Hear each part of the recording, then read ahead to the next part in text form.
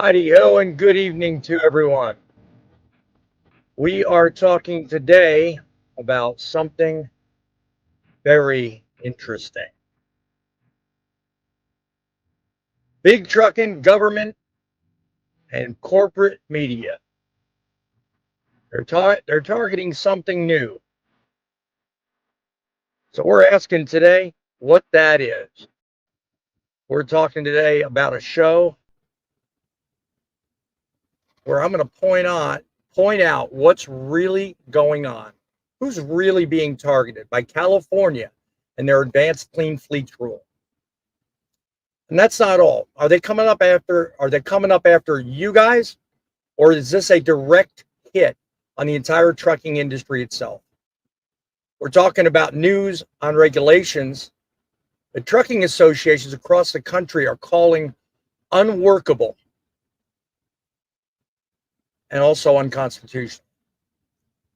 But is this really about cleaner air, or is it about a blatant power grab? I'm also taking a stab at unionization. That conversation comes up quite a bit, especially comes up around this channel, just simply because of different topics I talk about. I have no problem covering the news, and I have no problem covering things that I think you and the greater public need to know about. So I'm going to ask a question about this whole unionization topic and hopefully get you thinking about ways to make trucking great again.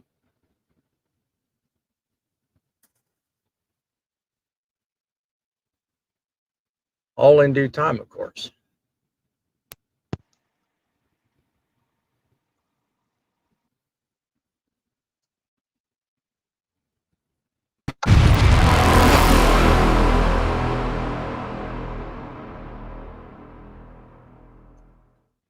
Eight 785-3547 is our line, your line to me. Call our studio now. Email us at thatstruckingnews@outlook.com. Broadcasting from inside the Truckin City mobile studios, currently going through the foothills of Pennsylvania. I'm Boss Man, the CIC of the United States of Truckin, opening what is now going to be known as the best call-in show of our time. Coming to you with a skill granted by God himself to restore your faith in broadcast talent. My aim, my goal is to make you realize that there is a way to make trucking great again. Don't settle for silence, guys. Speak out. Be heard. It's our job to do what we can to make our industry better. We do that by talking with you in the audience and the panelists I have with me tonight, which span well over 150 years worth of great experience. With the stories I covered tonight, and with hopefully your involvement by leaving comments, calling our studio line, and getting involved, we can make trucking great again. I'd like to think that what I'm doing is catching on, and it is. It's catching on because there's more of you in the audience. There's more people watching. So I'm going to ask you to take a moment, subscribe to the channel, tell others about it. Subscribing is one thing. I don't want you subscribing and then just blindly coming back in 6 months and checking me out. But go tell others about what it is we're accomplishing. I have the only talk show that I know of where you as a viewer can not only watch what's going on, absorb what's being said, but you can also get in on what's going on. You can have your say. You can make a difference. And you can be part of a movement that, as far as I'm concerned, will never end. We need trucks to get the job done. But we need people like you that are willing to go the extra mile to make it happen. shall we begin? YouTube's most unique news show has begun. The fastest growing YouTube channel, Truckin City News. And I am gonna beat him. President telling Justin Trudeau to get tough. There was no information online. And the El Rushbo of Truckin News, Boss Man.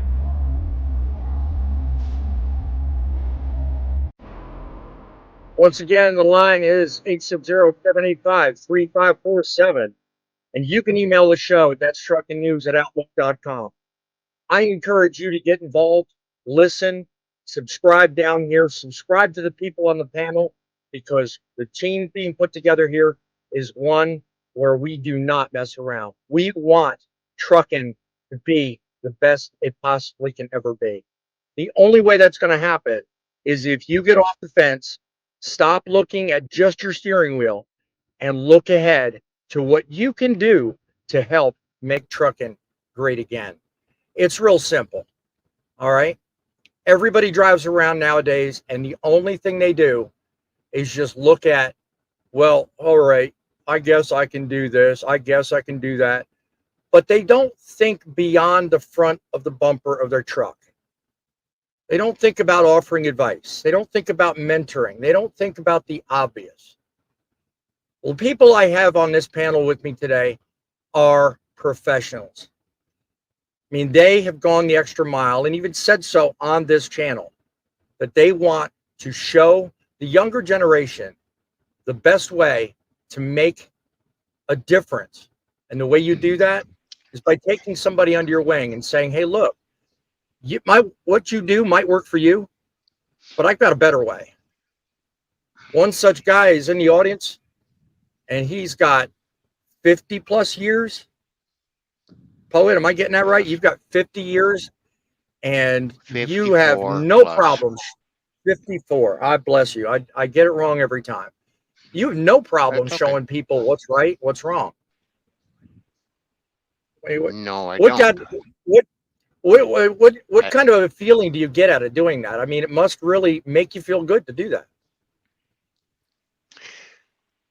It makes me feel good, but it also makes me feel better that I am trying to prevent accidents from happening, if that makes any sense. Yeah, and back agreeably so. A lot of people don't do that. Back in my early 20s, we didn't have ratchet binders. Okay, we had to snap over type. I have one open up on me at a steel factory in Ontario, catch me right between the eyes and knock me off the trailer. Wow. So if you want to know what's wrong with me, I got hit in the head. So you've got a few screws loose, no doubt. I get the joke there. Okay. I'll tell you, another fella, not to cut you off, Poet, another fella that likes to show off and tell people better ways of doing things is with us today. Driving with John, always a consummate reminder that truckers are people too. How are you doing tonight, John? I'm doing wonderful. I'll tell you what, I think I'm doing it wrong. You said staring at the steering wheel. I don't look at the wheel ever. Oh, man. Am I doing it wrong? I can't even use a euphemism around you and get away with it. My word, you call me out on everything. It's my job. There you go. You got to hang your head out the window and look at your steering wheel. Yeah, you got to look at the front wheel and make sure you're not hitting anything.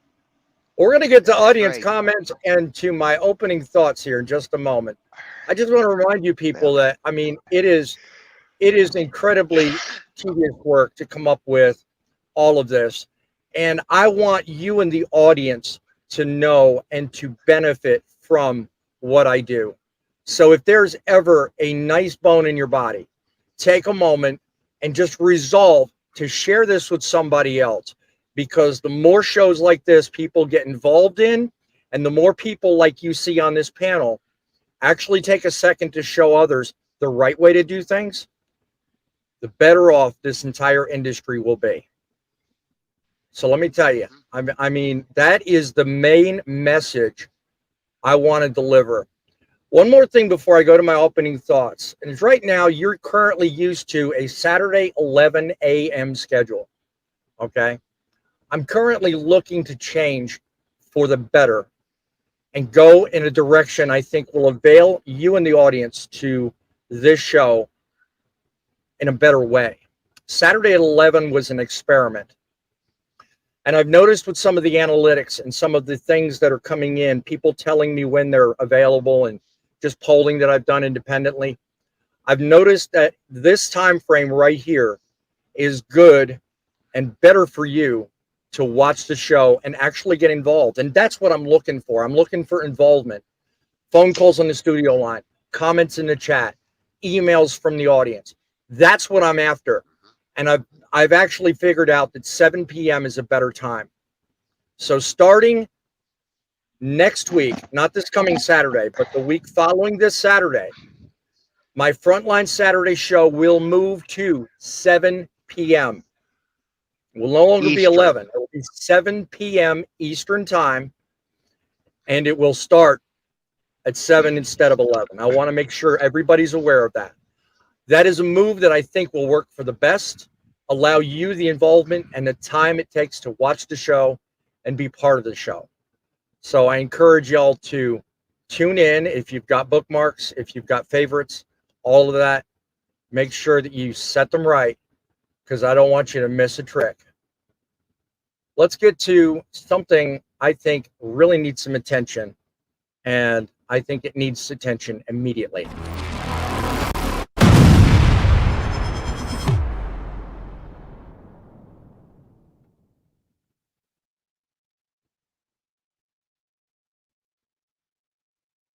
Getting used to these controls here.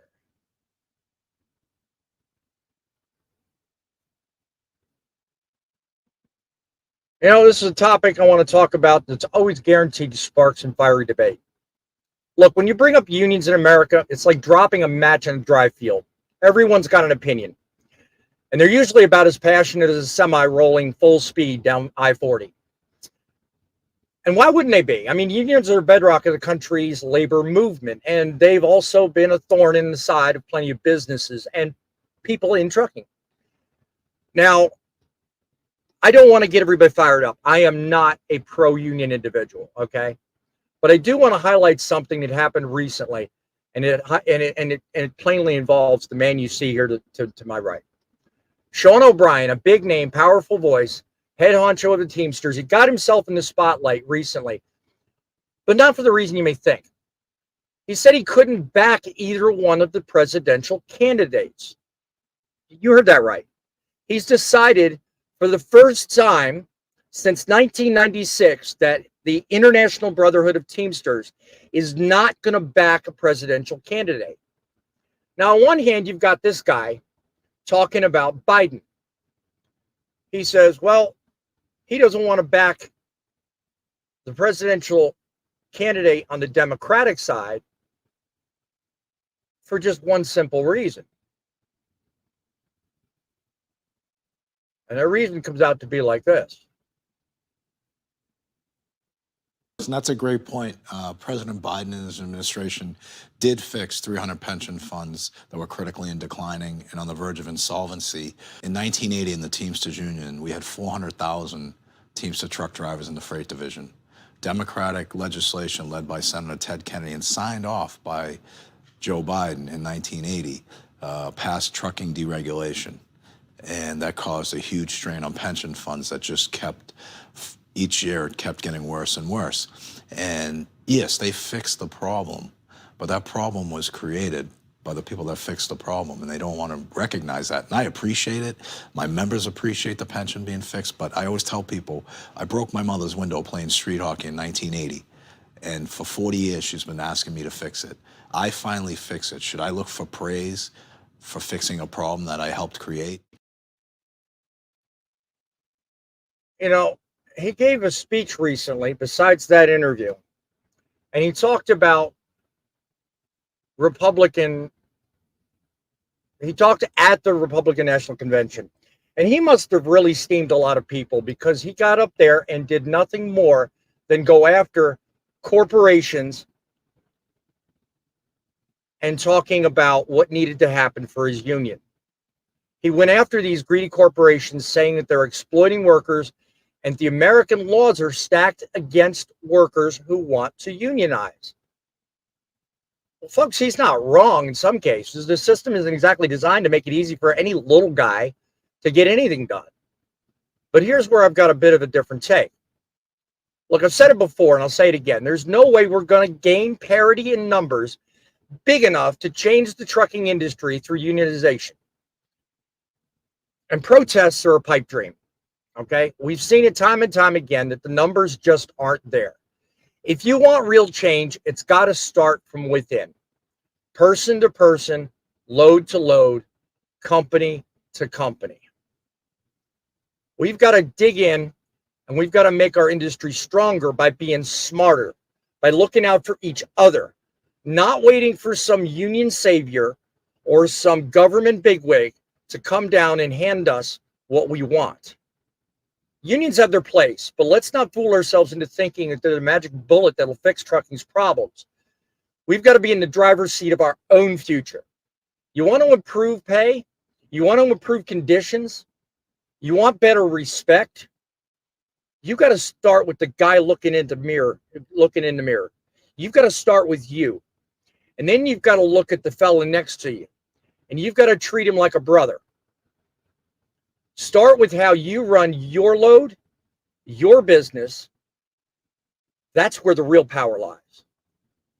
All these people getting in my comments saying that we have to stop today. Brother, that's not going to do anything.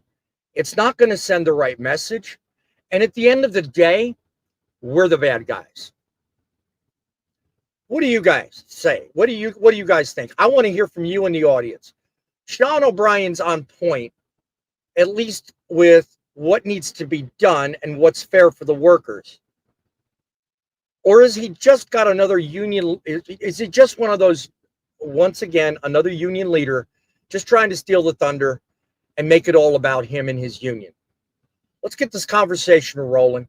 Call the studio line right now. Let me know what your thoughts are. I want to hear what you think. What can you bring to the conversation? What can you bring to the industry? And what can you bring to the front lines? Thumper and Bo, how about a greeting to you folks? You've been waiting patiently back there. What do you think about my opening thoughts?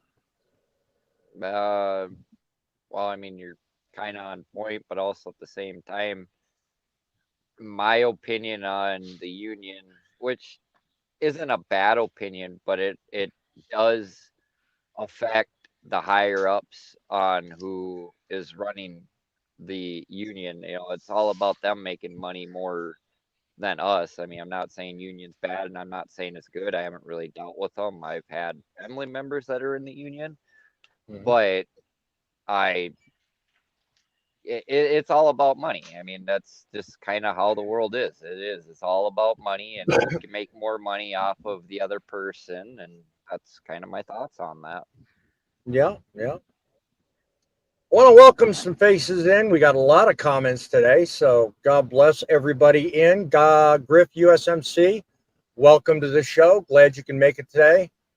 Let me see. Scanning the comments real quick here.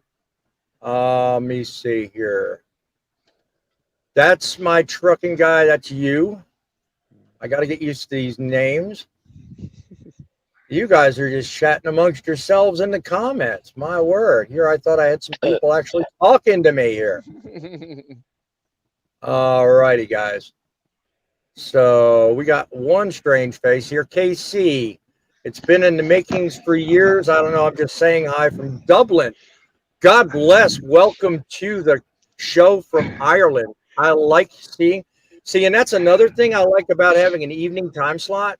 You guys in the UK can more readily get an advantage of getting the US perspective on trucking. Larry, what do you think? Do you think Sean O'Brien's a bag of hot air, or do you think he's actually got something going on? I think everybody that's in the higher ups are full of air. They're not out to help me. Well, I can tell you one thing. I personally think that Sean O'Brien really did not have Yellow's best interest in mind. I'll tell you that.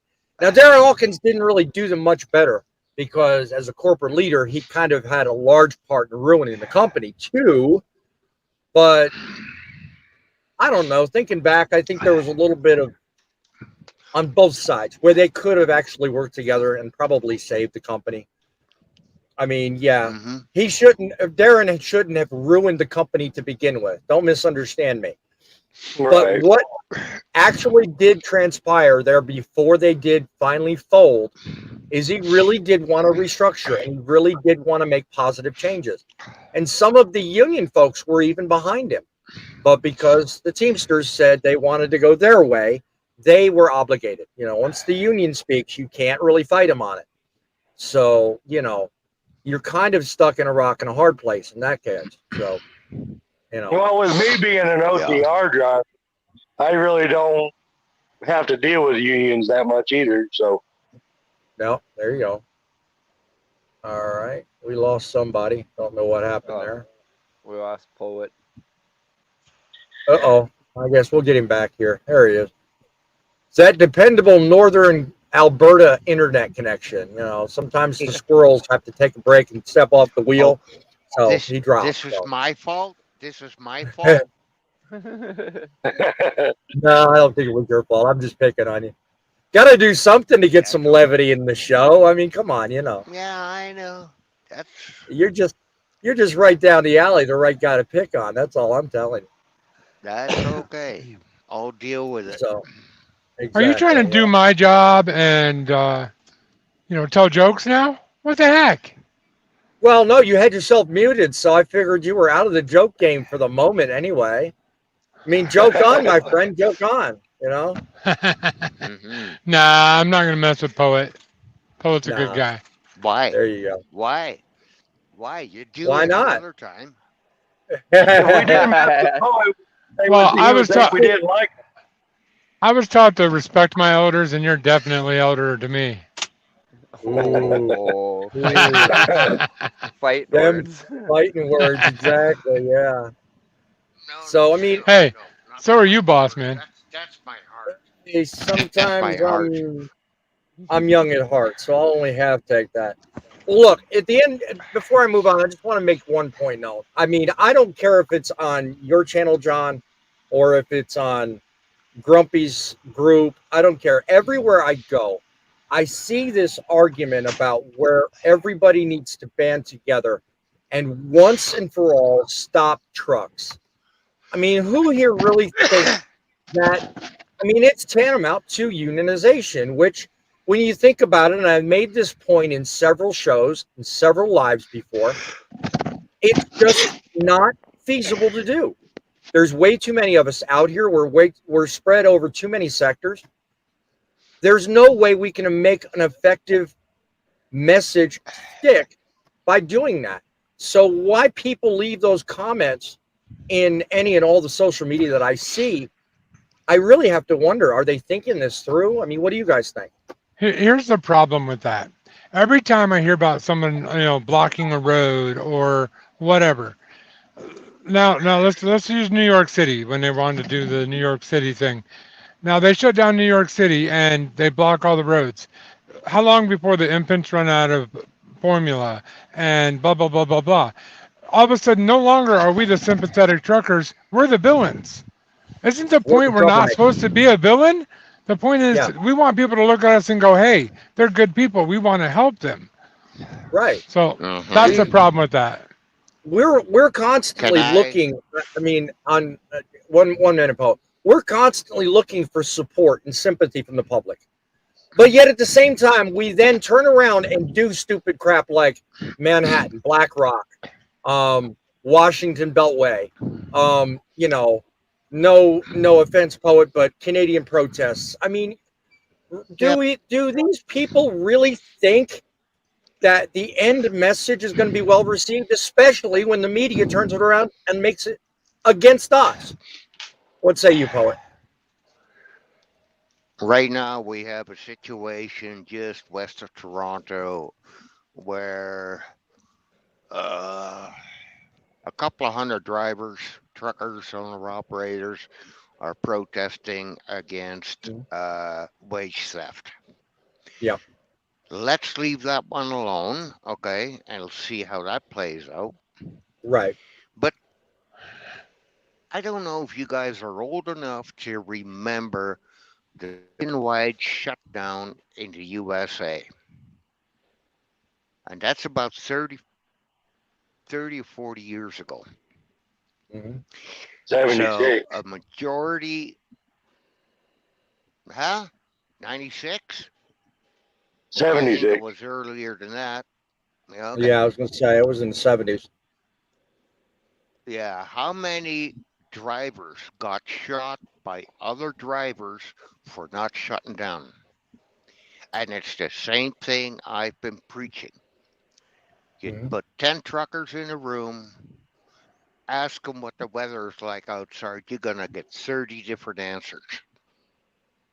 Yeah, exactly.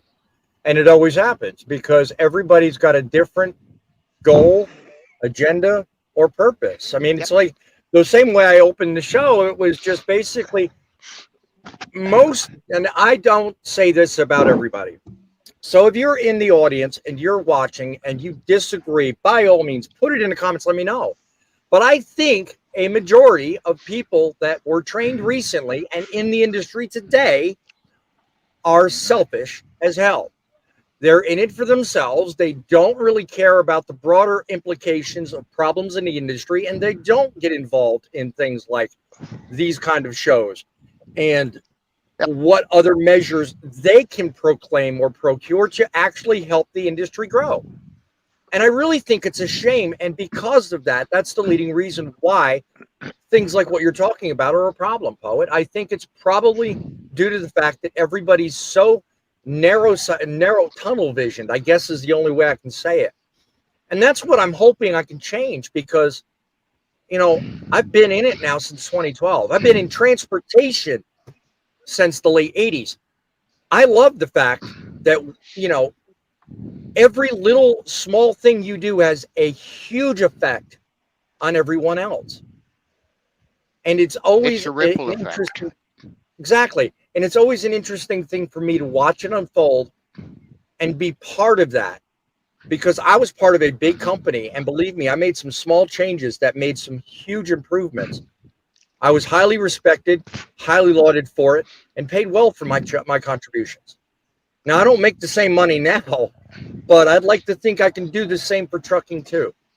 So we need more people like me, more people like you in the audience watching, because if you're watching, you obviously care about your future. So more power to you guys, and let's keep this show going. I mean, it's a matter of time, and yeah. Go ahead, man. So I'm gonna throw a little bit of a good note in here.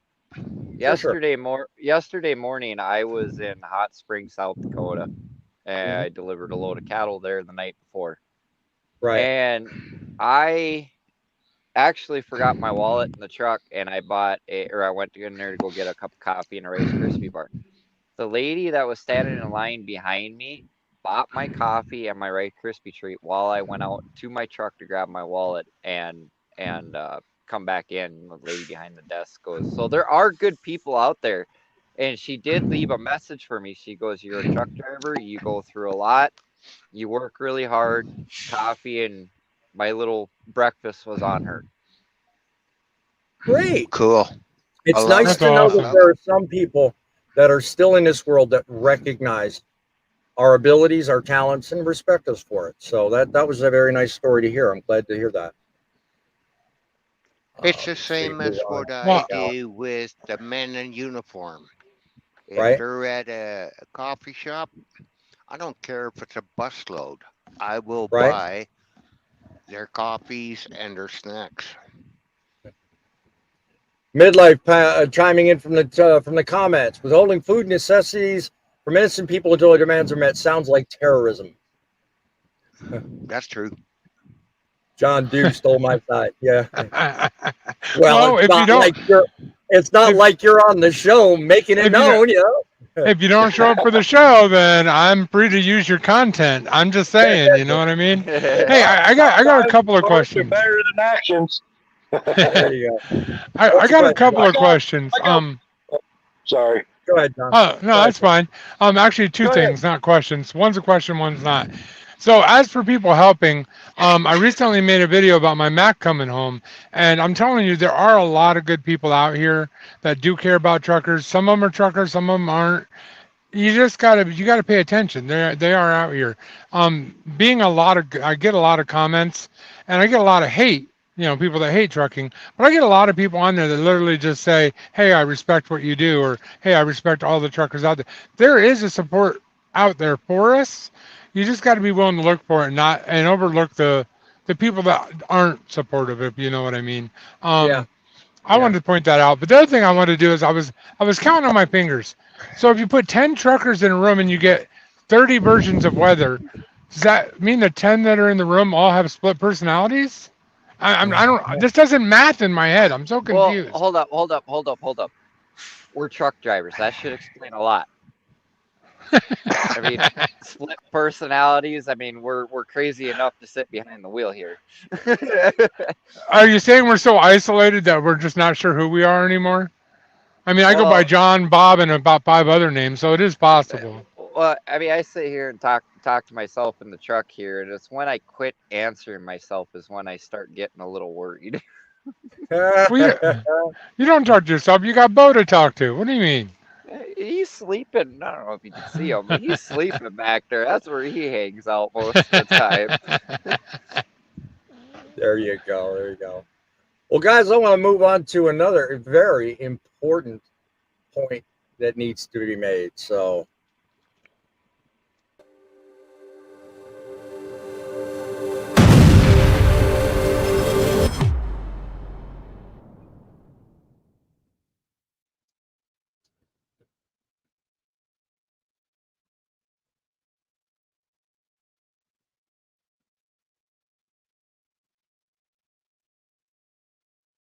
too many controls, but I'm all right. We'll get through it. All right.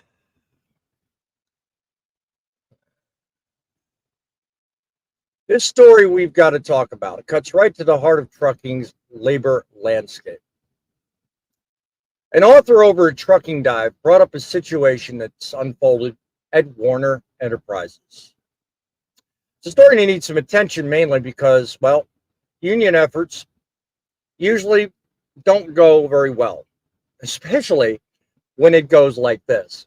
A union effort at ECM Transport, a Warner subsidiary, has officially folded after a years-long push to establish a union representation for a group of workers across 3 sites in New Jersey, and it all came to a grinding halt real fast. We're talking about the Local 152, UFCW. Last year, they managed to certify themselves the exclusive bargaining representative for a small group of ECM workers. 14 of them, to be exact. Started off with a little momentum. We got a vote in place, 17-8 in favor of the unionization, but here we are, not even a year later, and guess what? The whole thing's been decertified, just like that. This, my friends, is where the rubber meets the road. Warner's always had a reputation for keeping unions at bay. They're practically immune to organized labor.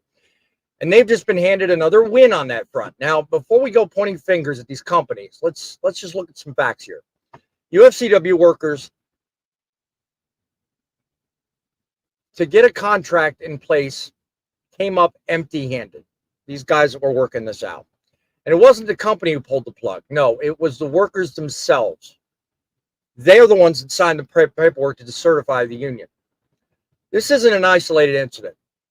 The tide's turning. Truckers are waking up and realizing, like I said in the earlier segment, as romantic as unions sound, it isn't always the golden ticket that it's born and sold to be. It's not the silver bullet that's going to solve every industry issue. When it comes down to it, workers don't want to be put through all the crap and the tough spots fighting for scraps. When you've got 500 drivers but only 14 of them want a union, there's a problem. Look, I've said this before and I'll say it again. There's clearly no way to gain parity in numbers sufficient enough to affect the change industry-wide, especially through unionization. It's not just happening. We should start from within and work out. Truckers know what's going on here on the ground. We need to start person to person, load to load, company to company. That's where change happens.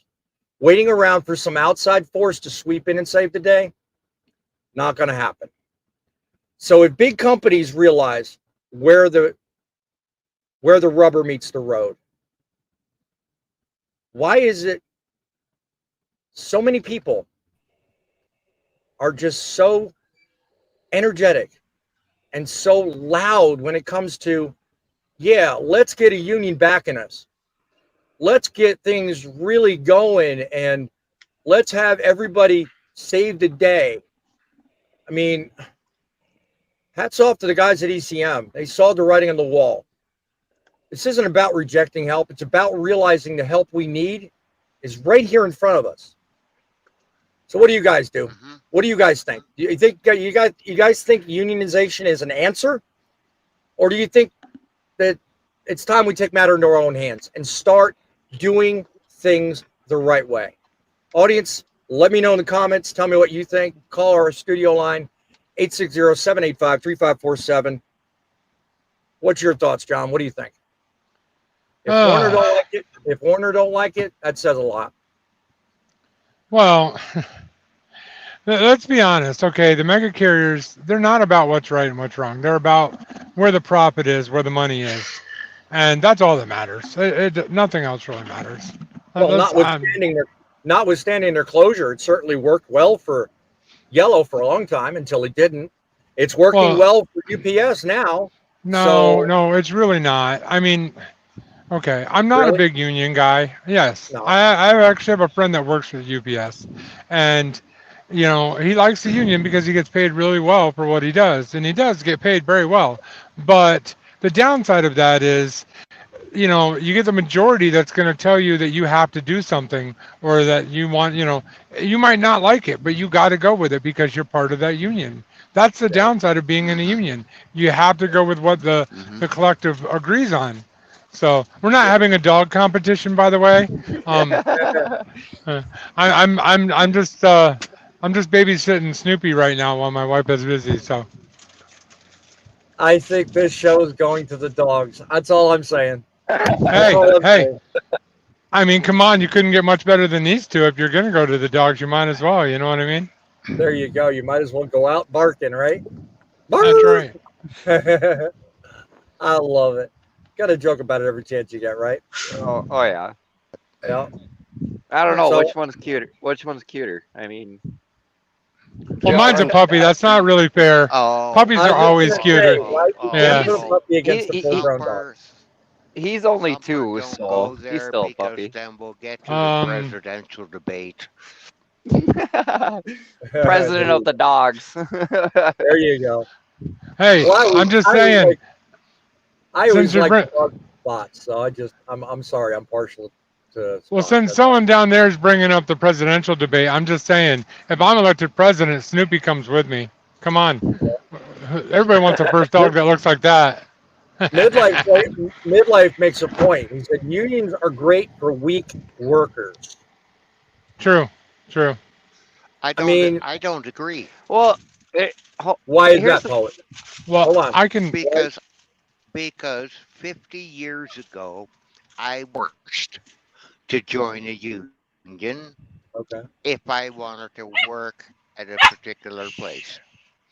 Okay. From there, I switched jobs, and I was forced to join the Teamsters again. Okay? So now, in my age, I'm looking for my pension. Guess what? The guy that's buried in the New Jersey Stadium, he got it all. Okay. All right. So you got pro-union? A lot of Well, I was going to say, it sounds like you got a lot of work and no recognition for it. They stole my pension. Yeah. Well, maybe you were caught up in what Sean O'Brien was talking about earlier, because he was talking about how Biden's deregulation was the thing that ended 400,000 jobs. And then it was just so coincidental that Biden's administration then came around saving the unionization pension funds only 30 years later. Okay. So Where's my money? Where's my money? Yeah, good luck getting that one from Biden, right? Now, I can't speak to unions in trucking, but I actually worked in a factory when I was younger that was union. And there's two things I found out. And I was pretty young. That's why I'm not a big union guy. The guy that doesn't work hard, but he's good at complaining, he's the one that has all the power. The guy that works hard and keeps his nose out of everybody's business, and he's the one with no power. That's not the way it's supposed to work. The hardworking guy that sets the pace should be the guy with the power. The other thing I figured out about unions is that no matter what, part of your check is going to them, even if you don't agree with what they're doing with it, you have no say. So if they decide to bury a guy under a stadium in New Jersey and that money disappears, it disappeared. There's nothing you can do about it, but you still have to pay it every single paycheck. Yep. Very true. Very true. Here's the real question. It's just like in an earlier show. You remember Midlife was sitting right here on this show and said, if you're for unions, if the dispatch says you got to speak Punjab, you're going to be doing that tomorrow. If the management of that union says you got to wear an orange shirt, guess what? You're wearing an orange shirt. And the same thing applies to your money. If they feel that your money is best spent somewhere other than on you, you lose. You got nothing to say about it, even as a union member. I don't like anyone telling me what I should do with my money. There you go. And you're probably right on a majority of the people that watch this show. So welcome to the club, Larry. If people like giving away money and get nothing for it, I do have memberships on my channel. I mean, I'm just saying. Driving with John is coming through. Truckers are people too. I got $1. There you go. Hey, I got a membership for $1. There you go. See? You go, right? Exactly. Well, actually, the real question is, will you take a Canadian dollar? It's worth like 60 of your cents. Yeah. Right. Well, you might need 2 Canadian dollars. I'm sorry. Yeah. we don't undervalue around here. Midlife says unions hold back strong workers. They reward seniority, not hard work. Yep, exactly. And that's why I don't like them. Yep. So, because you know what, I don't want to be recognized just because I'm the oldest fella in the room. So. That's 7C. I'm late, but glad I could join you guys for live finally after some storm relief for our Louisiana family. Well, God bless you. And I'll tell you what, 7Cs, unless you watch the replay, I'll save you time and trouble. I'm announcing tonight, just so that you're aware because you're in late, Saturday Frontlines is moving from 11 a.m. to 7 p.m. In light of recent analytics and recent good results that came from a happy accident last week, I've decided the show belongs to 7 o'clock time frame. So henceforth, after this Saturday is already scheduled and already worked out, so it's already going to be 11 o'clock. After this week, though, I'm moving it to 7, and we'll be at 7 o'clock every Saturday thereafter. So 7 o'clock is frontline time, whether it's Wednesday or Saturday. It's easier on you. It's better for the audience. And I want to make sure you don't miss it, 7C. So definitely want to tune in at 7 o'clock at night, not 11 in the morning. Every time you show that guy that's part of the union, the president, whatever he is, why does that guy remind me of Grumpy? What? You think Sean?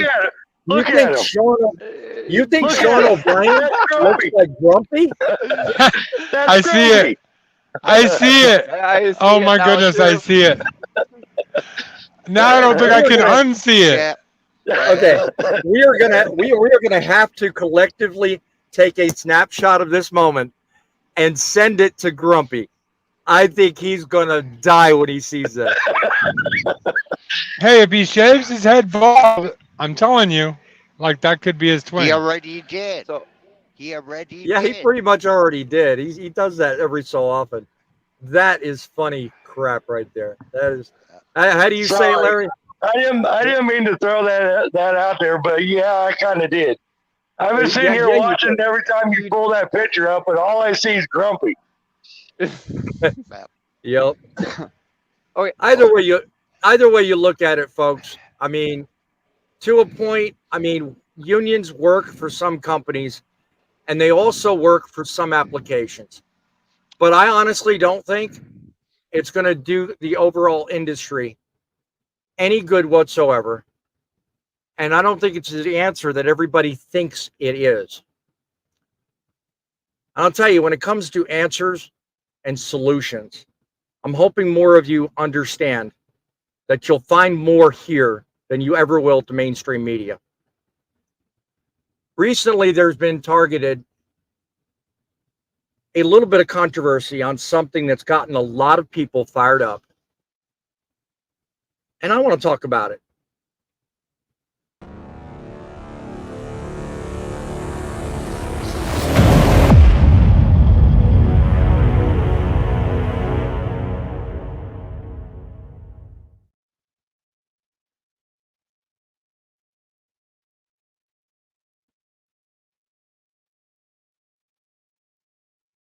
Now, let me ask you something. Who do you think in the audience? Let me ask you. Who do you really think is being targeted by California's Advanced Clean Fleets rule? You think they're coming for you as a trucker, or do you think this is a direct hit on the entire industry itself? Let's break something down. The Environmental Protection Agency is considering whether or not to grant waivers to enforce the Advanced Clean Fuels rule, which would mandate zero emissions trucks for certain high priority fleets, particularly those with 50 or more trucks. Now, on the surface, this looks like an environmental issue, right? Clean air, reducing emissions, all those warm and fuzzy buzzwords that come out of the media. But if you dig just a little deeper, you'll see that it isn't just about cleaning up the air. It's about power, control, pushing an agenda that could devastate our industry. So who's really in the crosshairs here? Look, we're the backbone of this country. Without us, the shelves are empty, the fuel tanks are dry, and the economy grinds to a halt. CARB isn't just targeting the truck driver driving up and down the highway. They're coming after the very livelihood of logistics in this country. They're making it nearly impossible for trucking companies, especially small fleets, to keep up with the over-the-top regulations.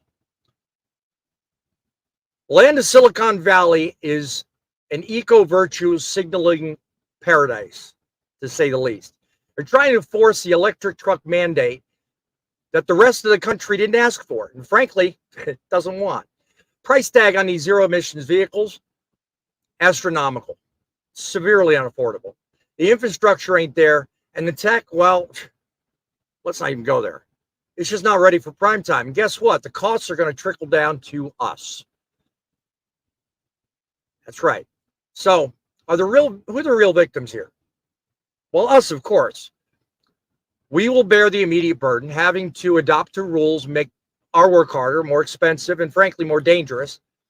The national truck carriers have already sounded the alarm about electric vehicle safety issues, especially when it comes to hazardous materials. Everyone remember these hazardous materials fires that took 50,000 gallons to put out? Some of these trucks aren't welcomed at some fuel terminals for fear of fires and explosions. Do we really want to put our guys in that? And the very supply chain we rely on, do we really want to put the risk in that? This goes beyond us, though. It's a full-blown attack on the entire industry. The big boys, the fleet operators with more than 50 trucks, they're feeling the heat, too. Don't think for a second that it stops there. California is trying to export its radical agenda to the rest of the country by leveraging its massive market share to access to international ports They want to force nationwide compliance with their ban on combustion engines and force everybody to use electric vehicles to even access to ports. This, my friends, is a power grab. Trucking associations from the ATA to the Western States ATA are standing up and saying what we all know. The rule's unworkable, it's unconstitutional, and it will cripple the logistics that make America run. They're playing a game of regulatory chicken, CARB is, threatening to retroactively enforce these fleet rules even before the EPA grants the waiver. They're telling people, hey, you better comply now or else you're going to be behind the 8 ball. What happened to due process? What happened to the rule of law? If they can do this to trucking industry one by one, they can do it to any industry. It's coercion, plain and simple. So now I ask you, who's being targeted? In my opinion, it's both truckers and the industry. But tell me in the comments what you think. Call our studio line, 860-785-3547. Let me hear your thoughts. This isn't just about cleaner air, it's about control. California is using its influence to drag the rest of the country into an experiment that could bring economic disaster. And let me tell you, if they get away with it here, they'll try it everywhere. We're talking about higher costs, logistics nightmares, fewer trucks, and you guys losing your livelihood. This isn't just an issue to talk about on the media. This is an issue that needs a solution. Guys, stay informed, stay vigilant, and let's keep the discussion going. I want to hear from you. You on the panel, you in the audience. I want to know what you think of California's BS push, dragging their feet, trying to get this waiver through or not through, whatever the case may be. What's the solution? What say you in the audience? Let us know. John, what do you think? Well, here's the thing. Midlife's like wine. Well, here's my take on it, okay? No one wanted automatic transmissions. Eventually, it became the standard. You know why? Because it got to the point where that's what they offered. And electric trucks are probably going to be the same way. They don't need to pass laws. Make them so good that you can't refuse them. And then guess what? Everybody will be driving electric trucks. It's that easy. I don't understand why we... Well, they do need to be affordable. Okay. Well, what's affordable? You want to go buy a $250,000 Peterbilt? $250,000 Freightliner, maybe. I don't know. Is that affordable? If that's the only option for electric, I pass. I don't think the average person sitting on this panel can afford it, much less those in the audience. My point is, as with any technology, if you make it good enough, it will replace what you want it to replace. But you can't force it to be good enough. To the greater point about the technology, I agree with you. Okay, but right now, we still haven't reached that plateau yet. We still haven't gotten to a point where it is affordable for anyone.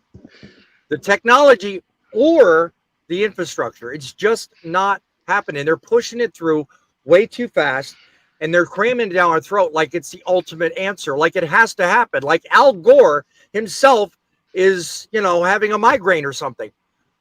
I mean, come on. Let's, as you say, let's perfect it. Let's make it workable. Let's make it affordable. And then it makes sense. And to that, I agree with you, John. What do you think, Thumper?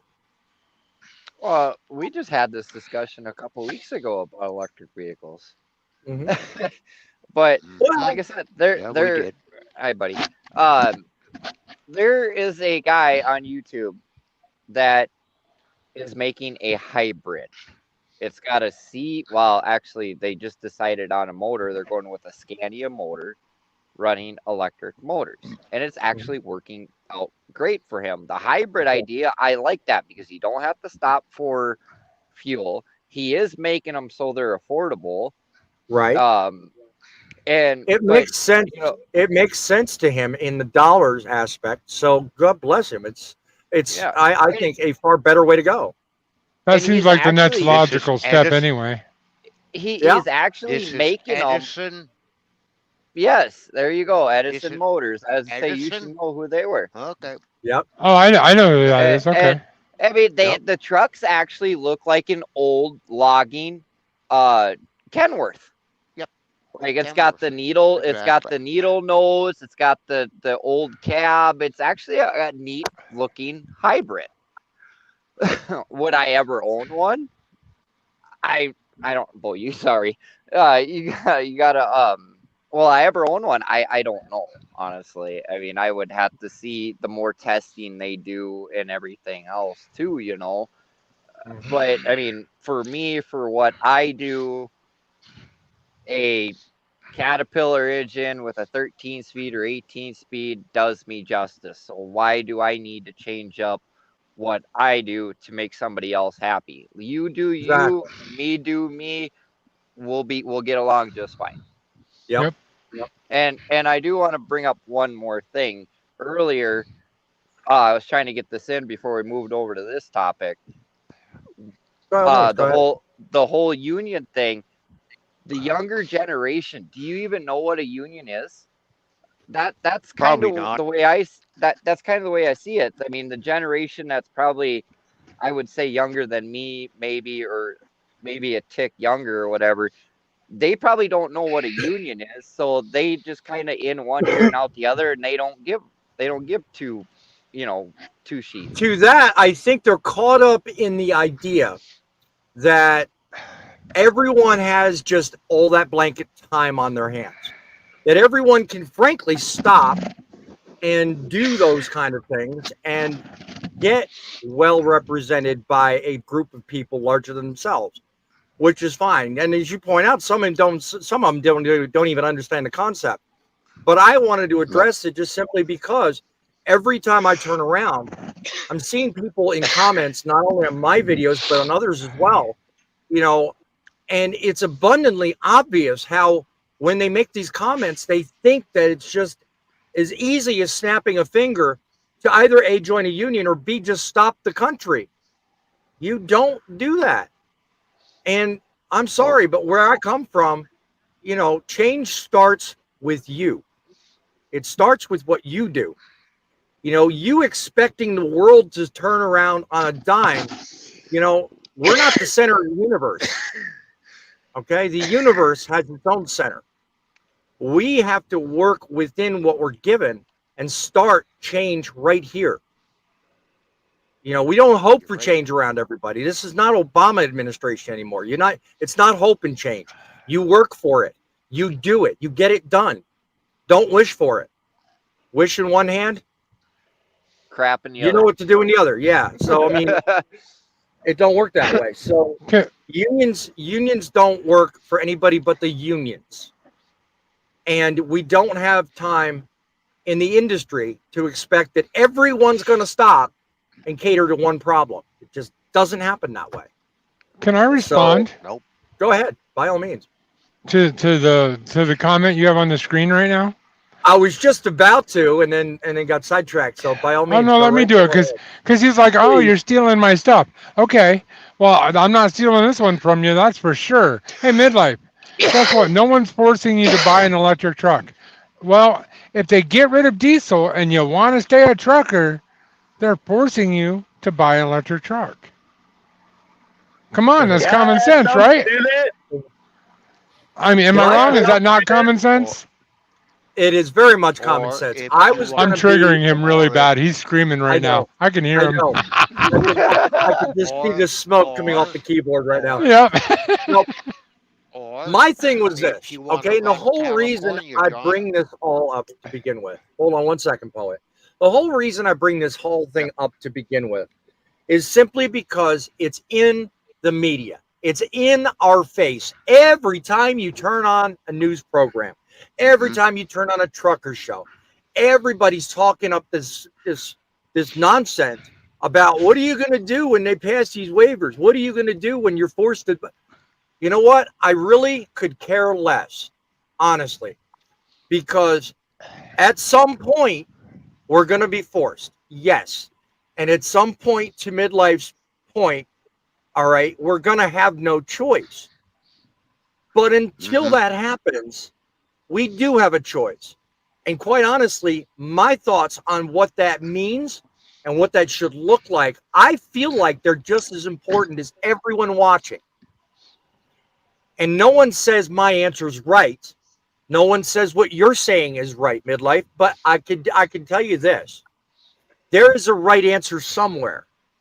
And right now, electric vehicles are not it. They are a way, they are a means, they are a tool, just like the diesel engine you're operating right now. But they're not the answer yet. Until that changes, that's my position. Go ahead, Poet. I don't want to be mean, cut you off. What would you want to say? No. It's fine. No, your show. I wait. Yep. No. Coming back to John's comment, okay. Sure. You may want to add to that. If you want to run California, you are going to be forced to buy an electric truck. At some point, I think it's what, 2037? Am I right, guys? There's a state. There doesn't matter. New York. Doesn't matter when it is.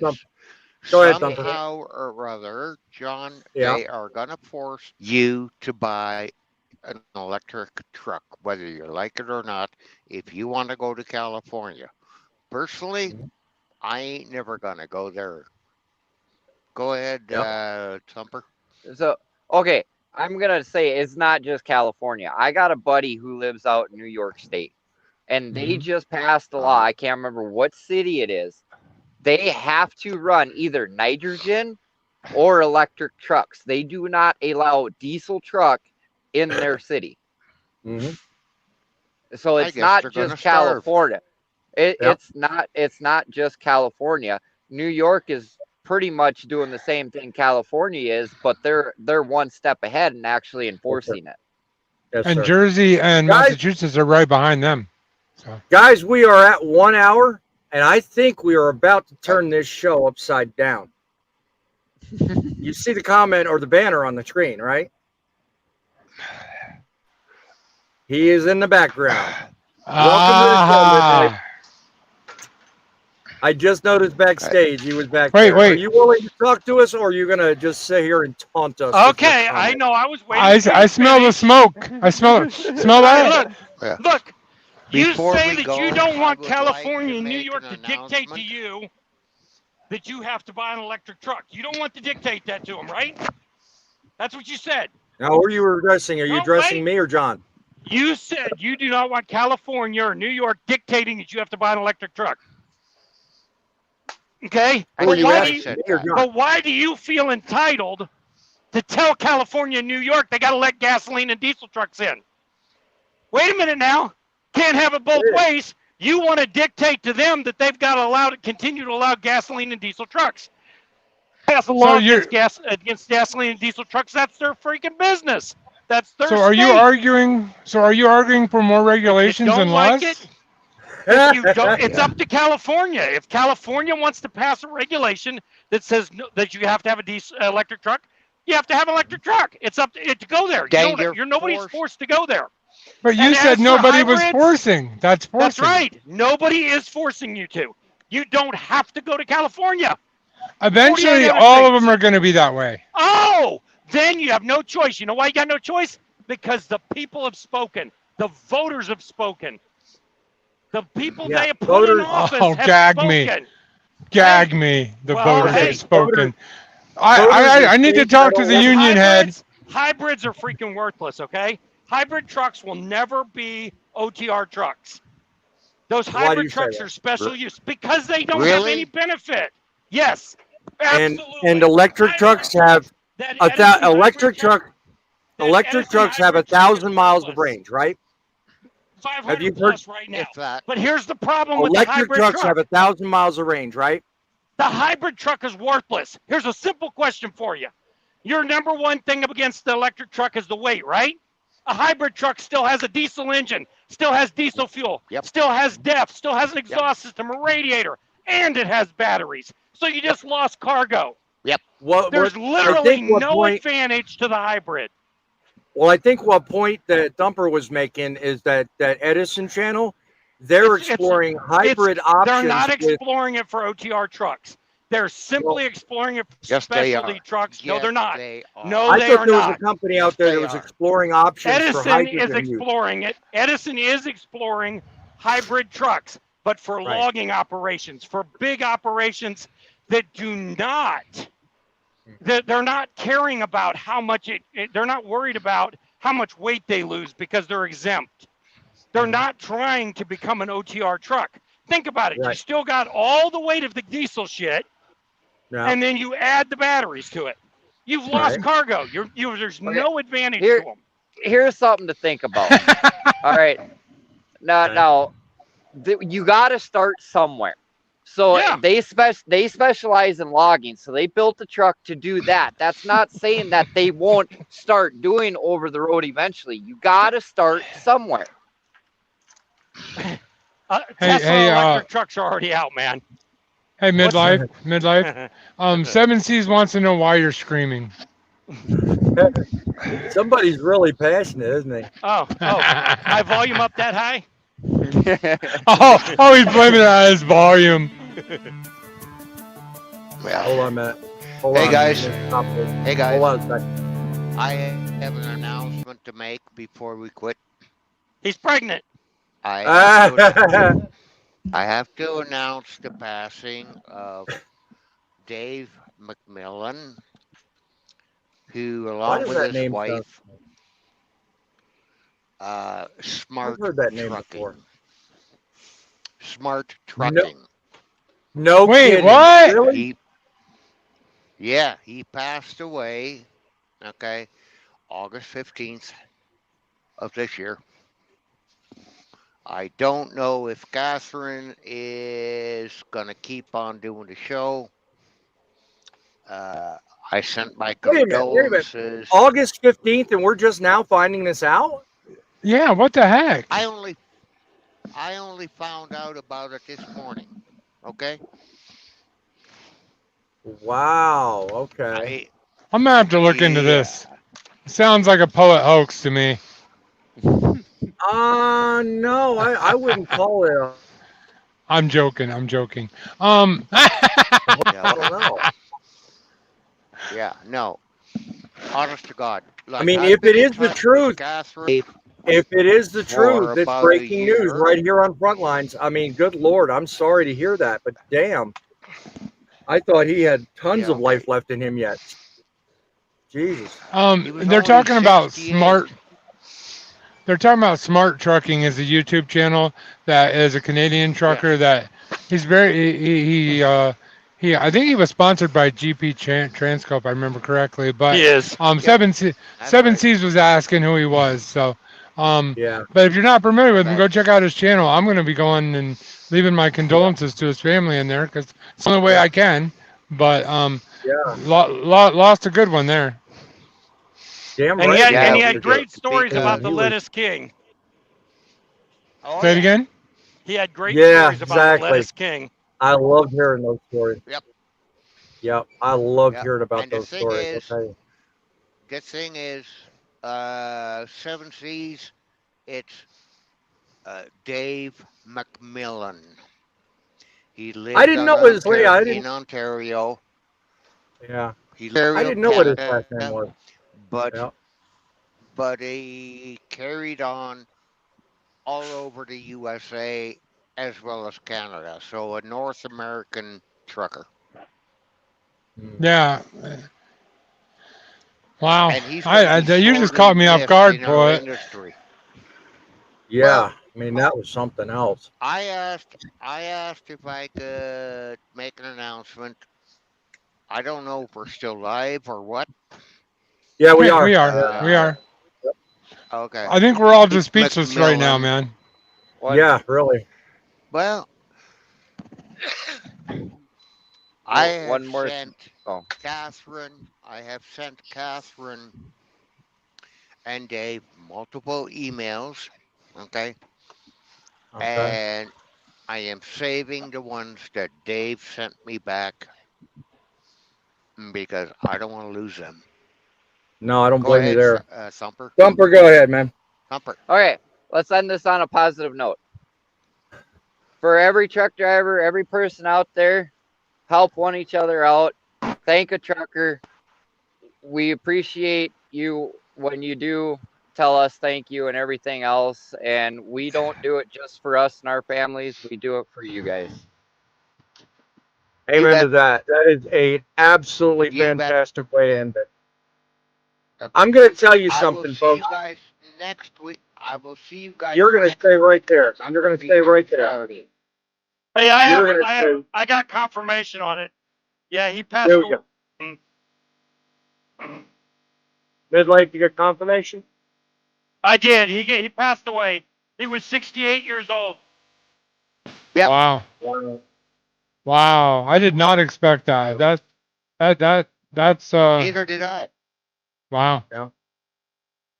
Guys, I'm going to let me tell say you one what. more thing. Go ahead, John. Sorry. Hey guys, if you watch this on replay or right now, just do me a favor. Go over to his channel and leave a comment for his family. Losing a family member like that that's been around and supported your family all those years, his family needs to be lifted up. So, just definitely leave them some encouraging comments. I'd appreciate it. Do it for me if nothing else. Thank you, John. Thank you, John. Amen to Remember, that. just remember, we don't do it just for us and our family. We do it for you guys. Amen to that. That is the amazing truth behind everything.